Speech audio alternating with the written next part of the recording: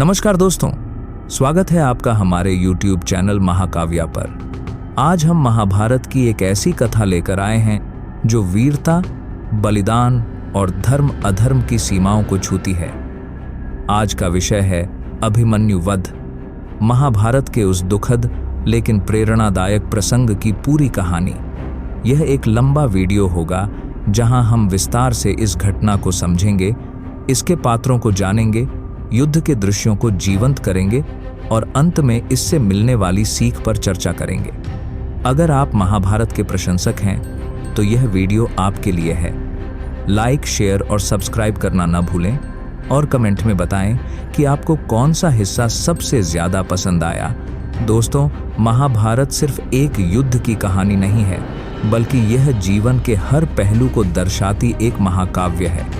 यह हास्य वेदव्यास द्वारा रचित है और इसमें 18 पर्व हैं, जिनमें से द्रोण पर्व और कर्ण पर्व में युद्ध के वर्णन हैं। महाभारत कुरुवंश के दो भाइयों धृतराष्ट्र और पांडु के पुत्रों के बीच हुए संघर्ष की कहानी है। धृतराष्ट्र के 100 पुत्र कौरव कहलाते हैं, जिनका नेतृत्व दुर्योधन करता है, और पांडु के 5 पुत्र पांडव हैं, युधिष्ठिर, भीम, अर्जुन, नकुल और सहदेव। पांडवों की मां कुंती और माधुरी हैं, लेकिन द्रौपदी सभी पांडवों की पत्नी है। महाभारत का युद्ध कुरुक्षेत्र में 18 दिनों तक चला। इसमें लाखों योद्धा मारे गए। युद्ध का मुख्य कारण था कौरवों का छल, द्यूत क्रीड़ा में पांडवों को हराकर उनका राज्य छीनना, द्रौपदी का अपमान और वनवास भेजना। जब पांडव वापस लौटे तो दुर्योधन ने राज्य लौटाने से इनकार कर दिया। श्री कृष्ण ने शांति दूत बनकर प्रयास किया, लेकिन असफल रहे। अंततः युद्ध हुआ, जहां पांडवों की ओर श्री कृष्ण थे, लेकिन उन्होंने शस्त्र नहीं उठाया, केवल अर्जुन के सारथी बने। कौरवों की ओर भीष्म, द्रोण, कर्ण जैसे महारथी थे। अब आते हैं अभिमन्यु पर। अभिमन्यु कौन थे? वे अर्जुन और सुभद्रा के पुत्र थे। सुभद्रा श्री कृष्ण की बहन थीं, इसीलिए अभिमन्यु श्री कृष्ण के भांजे थे। उनका जन्म पांडवों के वनवास काल में हुआ। अभिमन्यु का नाम अभिमन्यु इसलिए पड़ा क्योंकि वे अभिमान रहित थे, लेकिन वीरता में किसी से कम नहीं। वे चंद्रदेव के पुत्र वर्चस्व के अवतार थे, जो केवल 16 वर्ष के लिए पृथ्वी पर आए थे। दोस्तों, अभिमन्यु की कहानी उनके जन्म से पहले ही शुरू हो जाती है। जब सुभद्रा गर्भवती थीं, तो एक रात अर्जुन उन्हें युद्ध रणनीतियों के बारे में बता रहे थे। उन्होंने चक्रव्यूह के बारे में बताया। यह एक गोलाकार युद्ध संरचना है, जिसमें सेना की कई परतें होती हैं, जैसे पहिया की स्पोक्स। अर्जुन ने बताया कि चक्रव्यूह में कैसे प्रवेश किया जाए, पहले परत को भेदना, फिर दूसरी, और इसी तरह। अभिमन्यु, जो गर्भ में थे, यह सब सुन रहे थे। लेकिन जब अर्जुन बाहर निकलने की विधि बता रहे थे, सुभद्रा को नींद आ गई। इसीलिए अभिमन्यु ने प्रवेश तो सीख लिया, लेकिन निकास नहीं। श्री कृष्ण ने यह जानबूझकर होने दिया, क्योंकि उन्हें पता था कि यह अभिमन्यु की नियति है। जन्म के बाद अभिमन्यु द्वारका में पले, जहां श्री कृष्ण और बलराम उनके मामा थे। उन्होंने युद्ध कला सीखी, धनुर्विद्या, गदा युद्ध, रथ संचालन। वे इतने कुशल थे कि 16 वर्ष की आयु में ही महारथी बन गए। उनकी पत्नी उत्तरा थी, मत्स्य देश की राजकुमारी, और वे गर्भवती थीं जब युद्ध हुआ। अभिमन्यु पांडवों के साथ युद्ध में शामिल हुए और अपनी वीरता दिखाई। महाभारत युद्ध के पहले 12 दिनों में क्या हुआ? पहले दिन भीष्म ने पांडवों को पीछे धकेला। 10वें दिन शिखंडी की मदद से अर्जुन ने भीष्म को बाणों की शैया पर सुलाया। फिर द्रोणाचार्य सेनापति बने। द्रोण ने वचन दिया कि वे युधिष्ठिर को बंदी बना लेंगे, लेकिन अर्जुन के रहते यह असंभव था। इसलिए 13वें दिन की योजना बनी। दोस्तों, 13वां दिन महाभारत का सबसे दुखद दिन माना जाता है।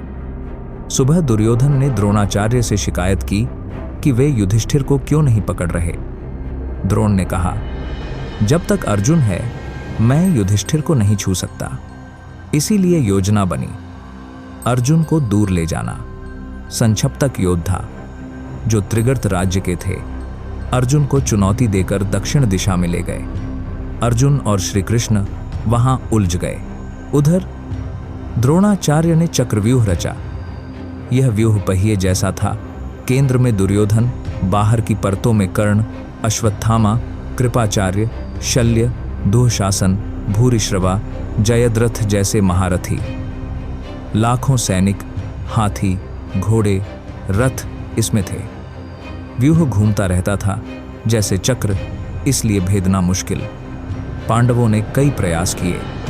भीम, सात्यकी, धृष्टद्युम्न, द्रुपद, नकुल, सहदेव, लेकिन असफल रहे। द्रोण के बाणों ने उन्हें रोक दिया। युधिष्ठिर चिंतित हो गए। उन्होंने अभिमन्यु से कहा, पुत्र, केवल तुम, अर्जुन, कृष्ण और प्रद्युम्न चक्रव्यूह भेद सकते हो। तुम प्रवेश करो, हम पीछे आएंगे।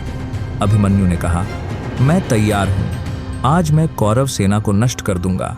अगर कोई जीवित बचा तो मैं अर्जुन का पुत्र नहीं। उनके सारथी सुमित्र ने चेताया, तुम युवा हो, द्रोण महान हैं। लेकिन अभिमन्यु हंसे और बोले, द्रोण कौन? मैं इंद्र से भी लड़ सकता हूं। मेरे में कृष्ण और अर्जुन की शक्ति है। अभिमन्यु ने स्वर्ण कवच पहना, कमनीय वृक्ष का ध्वज लहराया और व्यूह पर टूट पड़े। उनका बाणों से कौरव सेना में हाहाकार मच गया। उन्होंने द्रोण को भेदा, व्यूह में प्रवेश किया। पांडव पीछे थे, लेकिन जैसे ही अभिमन्यु अंदर गया, जयद्रथ ने द्वार बंद कर दिया। जयद्रथ को शिव से वरदान था कि वह एक दिन पांडवों अर्जुन को छोड़कर को रोक सकता है। इसलिए युधिष्ठिर, भीम आदि बाहर रह गए। अभिमन्यु अकेला फंस गया। अब शुरू होता है अभिमन्यु का महापराक्रम। अकेला होने पर भी उन्होंने मुस्कुराकर कहा, मैं तैयार हूं। उन्होंने सैकड़ों राजाओं को मारा। कौरवों के मित्र राजा, हजारों सैनिक, हाथी, घोड़े, रथ नष्ट किए। दुर्योधन क्रोधित होकर उन पर टूट पड़ा, लेकिन अभिमन्यु ने उनके कवच भेदा। द्रोण ने अश्वत्थामा, कृप, शल्य, कर्ण, कृतवर्मा, शकुनि, बृहद्बल, भूरिश्रवा, साला, पौरव, वृषसेन को दुर्योधन की रक्षा के लिए भेजा। अभिमन्यु ने प्रत्येक को चुनौती दी। अस्मका के पुत्र ने 10 बाण मारे, लेकिन अभिमन्यु ने उसके घोड़े, सारथी, हाथ, सिर काट दिया। कर्ण पर रक्तपाई बाण मारे, कर्ण बेहोश हो गया। शल्य पर स्वर्ण बाण, शल्य पीछे हटा। शल्य के भाई पर हमला, उसका सिर काटा। कौरव चिल्लाए, आज तू नहीं बचेगा। लेकिन अभिमन्यु मुस्कुराए और कृष्ण अर्जुन की विद्या से उन्हें पीड़ा दी। उनका धनुष लगातार खींचा रहा। अन्य पांडव दर्शक बने रहे। दुर्योधन ने कहा, द्रोण अभिमन्यु को बख्श रहे हैं क्योंकि वह उनका शिष्य है। लेकिन द्रोण जानते थे कि अभिमन्यु अजेय है। शकुनि ने दुर्योधन से कहा, यह हमें एक एक करके मार डालेगा, मिलकर मारो। कर्ण ने द्रोण से कहा, उसके बाण मेरे सीने जलाते हैं, मारने का तरीका बताओ। द्रोण ने कहा, अभिमन्यु सामान्य तरीके से नहीं मारा जा सकता। उसके धनुष की प्रत्यंचा पीछे से काटो, रथ नष्ट करो, हथियार एक एक करके छीनो। यह युद्ध नियमों का उल्लंघन था। पीछे से हमला नहीं, बिना हथियार वाले पर हमला नहीं, जमीन पर खड़े पर रथ से हमला नहीं। लेकिन कौरवों ने किया। कर्ण ने पीछे से बाण मारकर अभिमन्यु का धनुष तोड़ा। द्रोण ने सलाह दी। फिर कर्ण ने सारथी और घोड़ों को मारा। अभिमन्यु का रथ टूट गया। वे जमीन पर उतरे, तलवार और ढाल ली। द्रोण ने तलवार काटी, कर्ण ने ढाल तोड़ी। अभिमन्यु ने रथ का पहिया उठाया, जैसे चक्रायुद्ध, और लड़ते रहे। लेकिन 7 महारथी द्रोण, कृप, कर्ण, अश्वत्थामा, कृतवर्मा, बृहद्बल जो मारा गया, उसकी जगह दुःशासन का पुत्र ने घेर लिया। अभिमन्यु ने बृहद्बल को मारा, लेकिन थकान से चूर हो गए। दुःशासन के पुत्र ने उनके सिर पर गदा मारी और अभिमन्यु वीर गति को प्राप्त हुए। रणभूमि में सन्नाटा छा गया। कौरवों ने जयकारा लगाया, लेकिन यह अधर्म था। अभिमन्यु ने अकेले हजारों मारे। दुर्योधन के पुत्र लक्ष्मण, शल्य के पुत्र रुक्मरथ, कृतवर्मा के पुत्र मातृक्वत को मार गिराया। शाम को अर्जुन लौटा। युधिष्ठिर ने रोते हुए बताया।